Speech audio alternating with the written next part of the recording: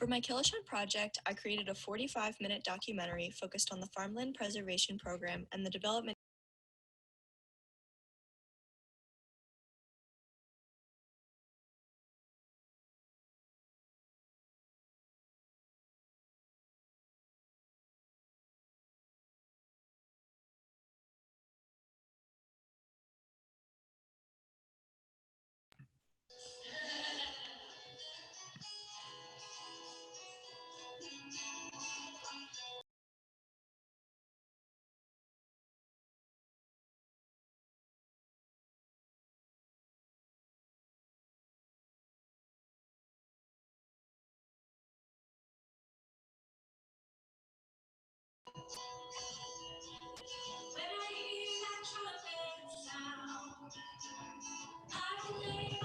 Born and raised in Hatfield on Commencement Avenue, and that's right off the 40-foot road.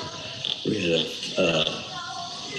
I got handed down from my parents, and I'm the 5th generation there.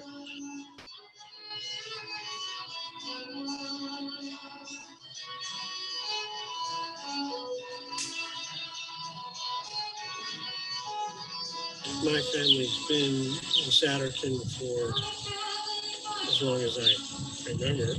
My dad and mom were both born in Satterton.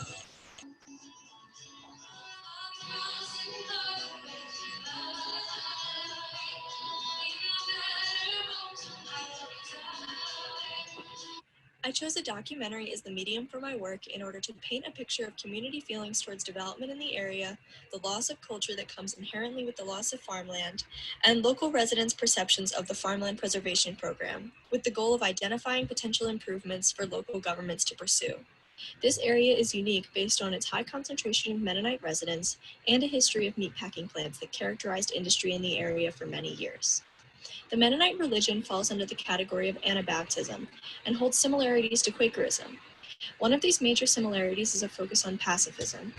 Although Mennonites fall along a wide spectrum of political ideologies, Mennonites have strong communities and cultural ties and often have a slight distrust in government. This distrust proved to be an interesting point in my documentary, as I was able to investigate how perceptions of government trustworthiness impacted residents' trust in the farmland preservation program.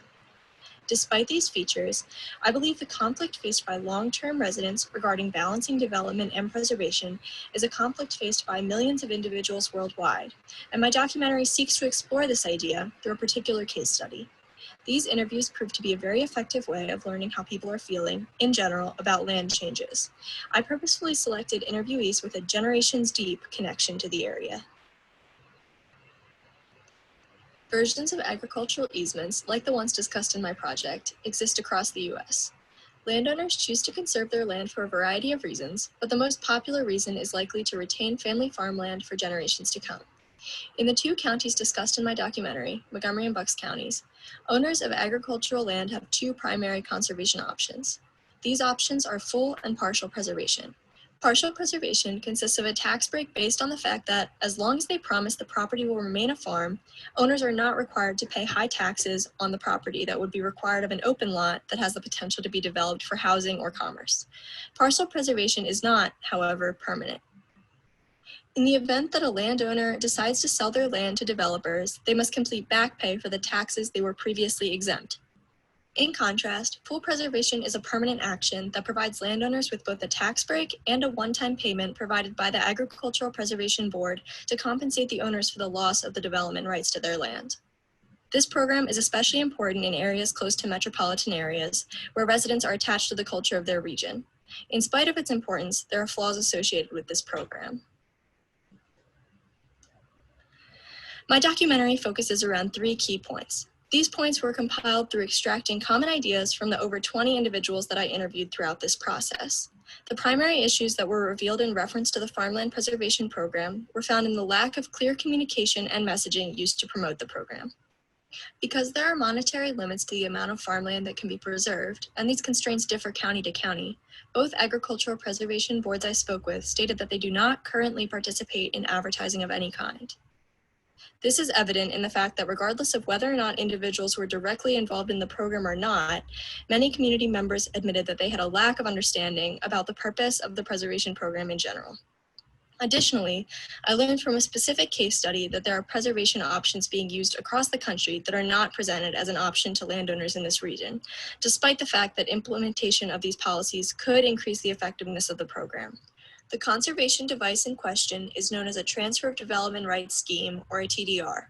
Conservationists use this strategy to dissuade developers from purchasing land by offering plots of land in an alternative area at a discount in order to promote an increase in conserved land in a specific target area. The following clip from my documentary explains this concept in depth. So there, Sarah, we did exactly what you were talking about earlier. We had a developer give up that space and sell it to me so it could be kept open. And the township gave that developer right to 4 extra building lots in a farm in Lower Salford. Right. That was higher density already. So you're right that is exactly what I was talking about before, but both times that I brought it up to the people in charge of both, counties, Montgomery County and Bucks County, they both said, well, technically people can do that. That is not something that we prohibit, but it doesn't happen. We've had some municipalities try transfer of development rights ordinances here, but it's never really caught on as far as I know. Both of them said oh, well, people don't do that. People don't want to do that. Yes, that's correct. You mean TDRs? Yes. Well, that's so you're transferring those to other areas of the township. Right. We've had that here in the county. I think Buckingham Township and Warrington Township have always had that. It hasn't been used very much. So it is like an option? I don't even know if it's an option anymore. It was an option years ago in Buckingham Township, and I think Warrington as well. I'm not aware of how many times they ever even used it. So it was, do you know why it was unsuccessful? They did, I'm not really sure. I mean, it wasn't, the areas that I don't know.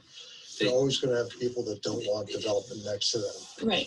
Well, it might have been that, but and they're going to put. They couldn't find a place to transfer or to swap a suitable place or something like that. I'm not really sure. Sure, because nobody wants it next to them. If there's a place over here, there's a bunch of homes, and we'll put 60 homes there and save the 60 homes that would have been put on that farm. These people complain, oh, we don't want 60 more homes there. But chances are there was going to be homes there eventually anyway, right? So why? Possibly. Not in that density. They're actually increasing the density of the area. Right. It was an option, always an option. I'm pretty sure it was hardly ever used, but I'm not really sure exactly why.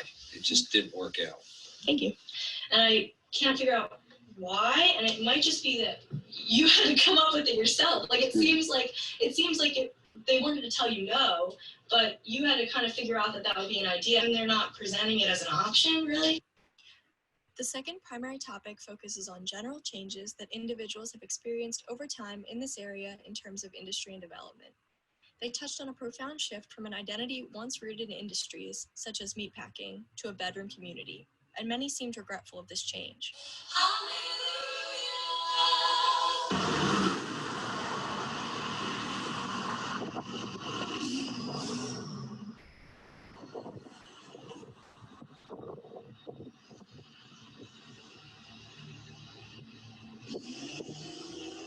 The land has changed because, well, first of all, the uses have changed. We've moved from an agricultural society to a much more of a residential society in this area. I'm curious as to how many people in here grew up on a farm in the area. Yeah, if you raise your hand. We're in this area. Well, a farm in there. Southeast Pennsylvania. How many of you farmed as adults? Right. That's kind of what I expected. Finally, my documentary touches on the potentially universal struggle that communities must face while balancing development and growth with the need to preserve both culture and land. I look forward to sharing this film with Indian Valley residents, and I am hopeful that it has the potential to become a resource for landowners and residents for years to come.